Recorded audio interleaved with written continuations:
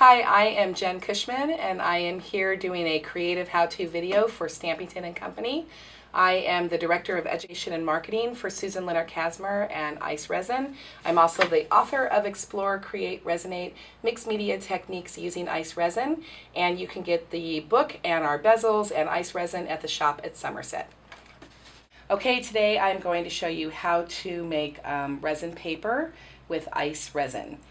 You need to start out and you need to make sure you have a trash bag and just your inexpensive kitchen bag, and you want to have that down because the resin paper needs to be able to pull off of the plastic when it gets done. So you take your resin paper, you take your paper and you put it down, and then this is when you can do any of your surface treatments that you want to do to it. So today we are using Kristen Robinson's fabulous new stamp set called Love Lines. Pull off one of her stamps, put it on top of our acrylic block, open up our pad, apply the ink, putting it down and stamping onto our paper. Let's do a couple more.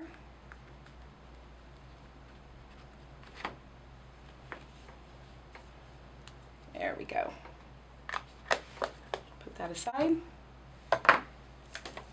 and we also have this piece of paper. This is a handmade rice paper, and this is really fun too because as soon as you apply the resin to it, it's going to go completely transparent. So we're going to stamp, we're going to pull a different stamp off of Kristen's,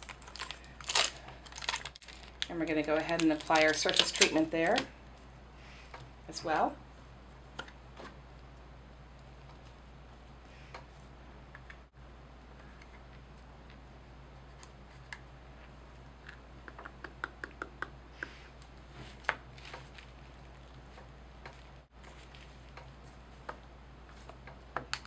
We're using Stays On ink. Stays On ink is the best one to use with the resin because it's a solvent-based ink, so it won't lift when you put the wet resin on top of it. So when you're stamping and you're going to make resin paper, it's really best to use your Stays On brand ink. If you use a dye-based ink, if you use Ranger or you use any other dye base, you're going to want to take your heat gun and you're going to want to hit it first and have a you're going to want to heat set your ink, and then that way it won't smear as soon as you apply the resin. Okay, so now what we're working with is ice resin. It's a jeweler's grade resin, 2-part epoxy. It is crystal clear and it will never fade, never yellow, and never become brittle. So what you want to do is you want to open up your kit that you have, and you want to make sure that you apply your resin first. The resin is denser in the hardener. So what you want to do is you want to mix up a cup. You want to mix up a full measuring cup of resin, and this is an equal part 1-to-1. As long as you measure carefully and mix thoroughly with ice resin, it will come out perfect every single time. So you want to apply your resin first because the resin is denser than the hardener. By applying that first, it's going to give you a much more accurate measurement. So we've applied the resin in there, and now it's time to put the hardener on. Now the next thing you want to do is you want to start mixing thoroughly, and you want to mix for a full 2 minutes. When you start mixing, you're going to use an action to where you're folding your resin. It's much more like beating an egg as opposed to stirring. You will see that it will turn a little bit cloudy when you first start moving the resin and the hardener together. And as soon as it starts working and the chemistry of the two parts of the resin and hardener come together, it will go crystal clear. You want to take the sides of your cup and you want to scrape them down in order to make sure you get all of that resin and hardener mixed together. And then you want to be folding up your resin into your hardener from the bottom to the top. The next thing you want to do is you want to get your gloves out, and you want to put gloves on your hands. This is an important step because when you're making resin paper, you're getting your hands into the sticky resin. And we're going to start resining up our paper. The only other tool you need on here, you need your trash bag, your kitchen trash bag on there, and then you need a very inexpensive kitchen sponge that you can buy. You can buy these at the dollar store, a whole bunch of them.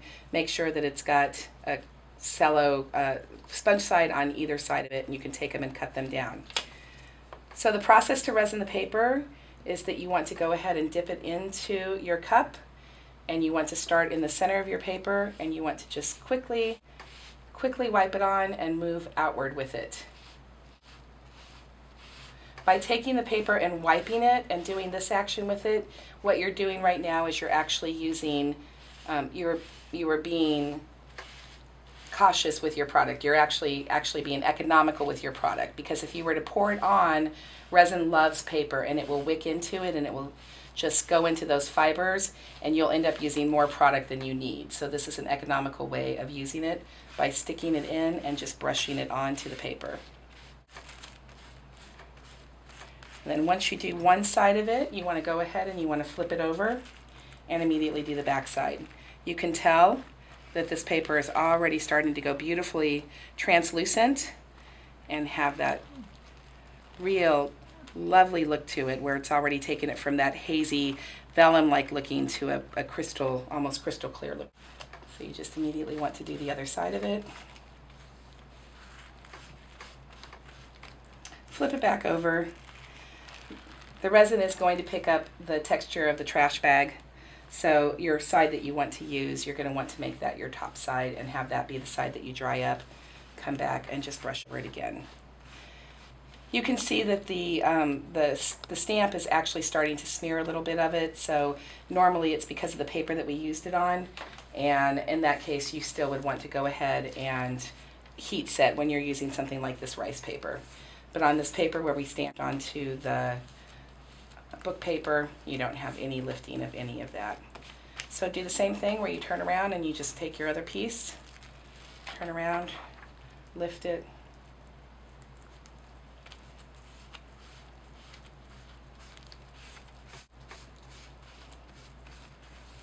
put it on, and turn it back.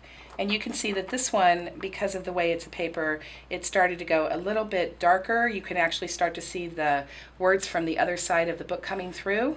And it's going to dry this beautiful old paper looking is what it's going to dry. So that is basically it. That is resin paper. You want to take this, you want to put this aside. You want to let it dry from anywhere from 10 to 12 hours. You can even let it dry overnight. And then when it's completely dry, it'll feel like plastic or glass and smooth to the touch. And then you will take your piece of paper that's been resined and you will simply just pull it straight off of your garbage bag. Forgot to say, here's another thing you can do. We can take our wonderful little glitters that we have, and you can actually add your glitters and you can put it on top of your paper. And you can have them in there, and then that gives it a great texture where it stays on top of it. Or you can actually take your resin here that you already have, and you can put your glitter into it, and you can mix it up into it, which is going to cause it to be completely mixed in. Take it, keep your gloves on,